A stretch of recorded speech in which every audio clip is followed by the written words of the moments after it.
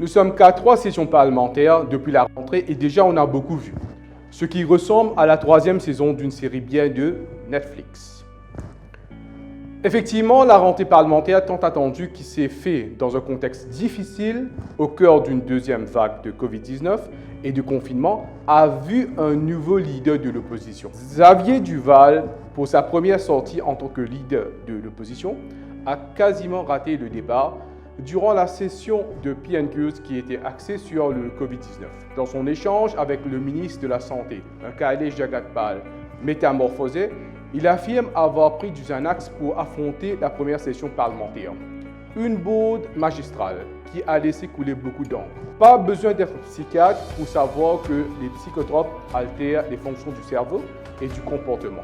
Déjà leader d'une opposition désunie, Xavier Duval s'est fait déjà KO pour sa première prestation. Cependant, c'est la deuxième session qui a provoqué une avalanche.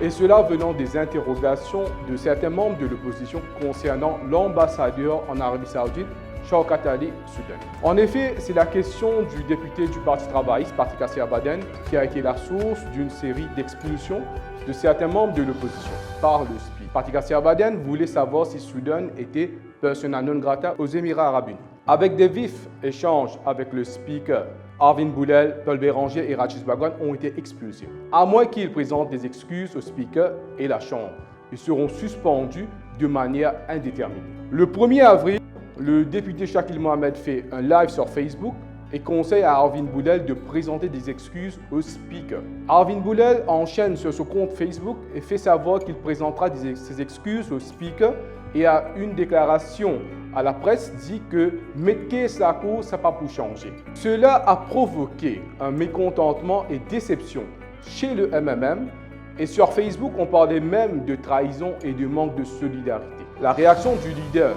des Mauves ne s'est pas fait attendre. Lundi matin, durant la conférence de presse de l'opposition, bien sûr son nom de parti travailliste, Paul Béranger annonce qu'il ne va pas présenter ses excuses au speaker et envisage même de démissionner du Parlement. Mais sa démission dépendra de Arvin Boulel et du Parti travailliste. 24 heures après, Arvin Boulel change de discours et durant une conférence de presse du Parti travailliste, il fait comprendre qu'il a décidé de ne plus présenter des excuses au speaker, mais il va entamer des actions légales en Cour suprême. Au final, Arvin Boulel prend à contre-pied Shakil Mohamed, qu'il avait conseillé de présenter des excuses au speaker et fait preuve de solidarité envers Paul Béranger.